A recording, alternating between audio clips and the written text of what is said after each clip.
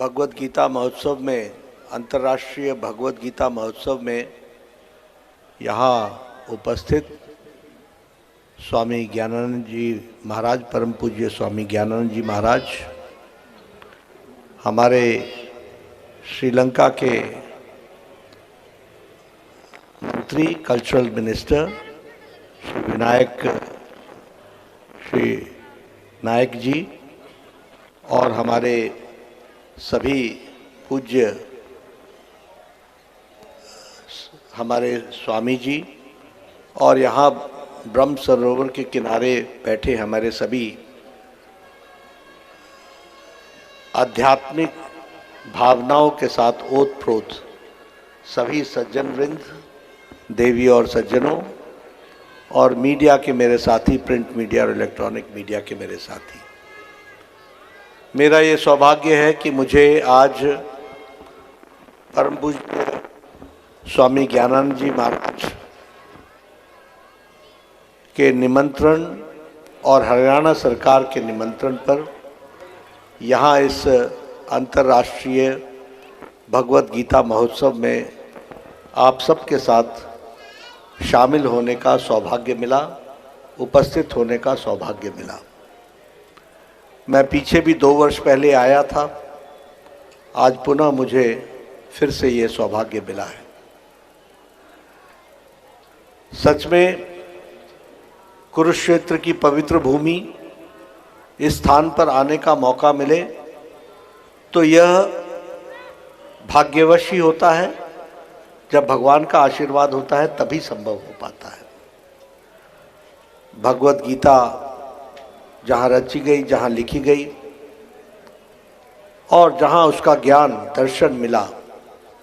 ऐसे पवित्र भूमि पर हम सब लोगों को अंतर्राष्ट्रीय गीता महोत्सव पर, जहाँ मैं सभी को शुभकामनाएं देता हूँ, वहीं सबको भाग्यशाली भी मानता हूँ कि जिनको इस कार्यक्रम में आने का सौभाग्य प्राप्त हुआ है।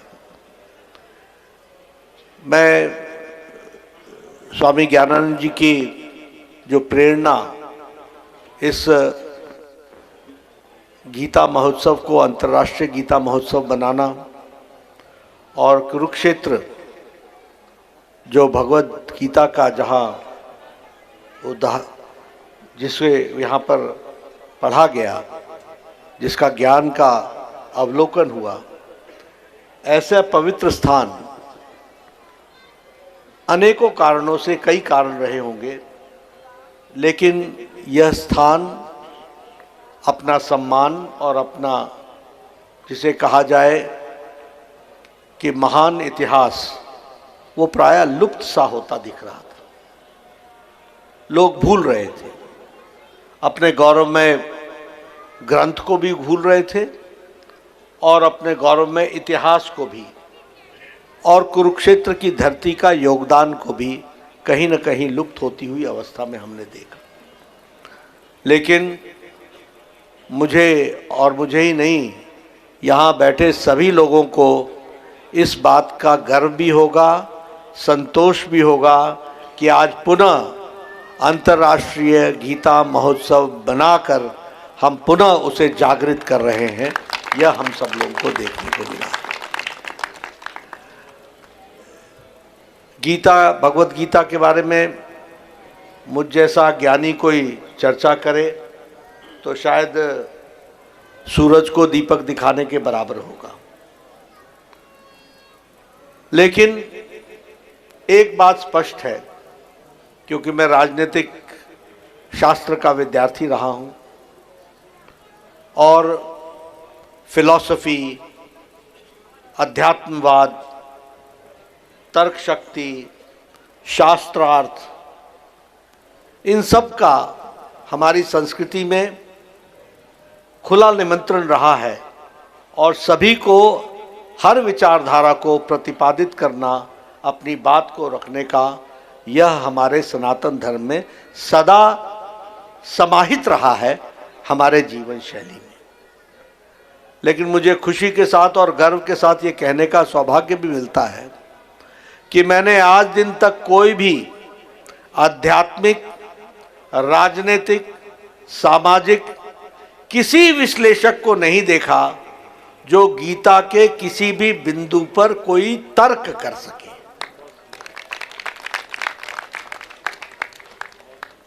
दूसरी बात कि मैंने, चाहे वो कोई भी इतिहास का काल रहा हो और वर्तमान काल में और भविष्य में भी, यदि हम गीता को बारंबार पढ़ेंगे तो हमें ध्यान में आएगा कि काल कोई भी हो, भगवत गीता, श्रीमद् भगवत गीता हमेशा प्रासंगिक है और हमारे को दृष्टि और दिशा देने वाली। यह उसकी गूढ़ ज्ञान का भंडार है और इसलिए मैं तो यहां तक भी कहता हूं कि किसी को भी अपने जीवन को अंधेरे से उजाले की ओर ले जाना हो, अज्ञानता से ज्ञान की ओर ले जाना हो, भटके हुए रास्ते से सही रास्ते पर लाना हो,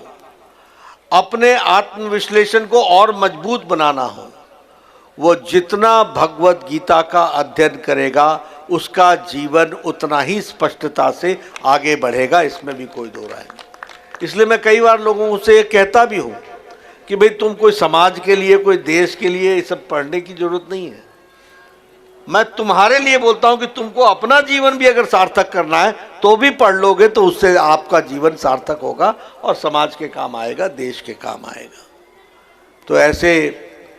ब्रह्म सरोवर के किनारे हम सब लोगों को, सभी हमारे ऋषि मुनि, हमारे जिन्होंने अध्यात्म में अपने आप को पारंगत किया है, ऐसे ऋषि मुनियों के साथ बैठ करके इस कार्यक्रम में शामिल होने का सौभाग्य मिला है। भगवत गीता आध्यात्मिक जीवन के बारे में भी बताती है, सामाजिक जीवन के बारे में भी बताती है, राजनीतिक दृष्टि से भी हमको सबल बनाती है, देश के प्रति हमारी क्या जिम्मेवारियां हैं इसके प्रति भी हमको दृष्टि देती है। ऐसे संपूर्ण ज्ञान के ग्रंथ को हम बारंबार याद करें। और एक बात मैं ज़रूर अंत में कहूँगा, क्योंकि आपने मुझे बुला तो लिया है लेकिन मैं हूँ तो राजनीतिक प्राणी। अब राजनीतिक प्राणी हूँ तो चीज़ों को राजनीतिक दृष्टि से रखना भी मेरी जिम्मेवारी है। मैं यह ज़रूर कहना चाहता हूँ कि 21वीं शती सात्विक शक्तियों की सती है, सात्विक शक्तियों की। और सात्विक शक्ति का मतलब है जो सच्चाई के साथ खड़ा रहे, जो राइटसनेस के साथ खड़ा रहे, जो अपने लिए नहीं समाज के लिए जिए, जो अपने लिए नहीं देश को मजबूती देने के लिए जिए। और मुझे लगता है कि यह सात्विक शक्ति की घड़ी, जो उज्जवल भविष्य भारत का हम देख रहे हैं, जो हम विकसित भारत,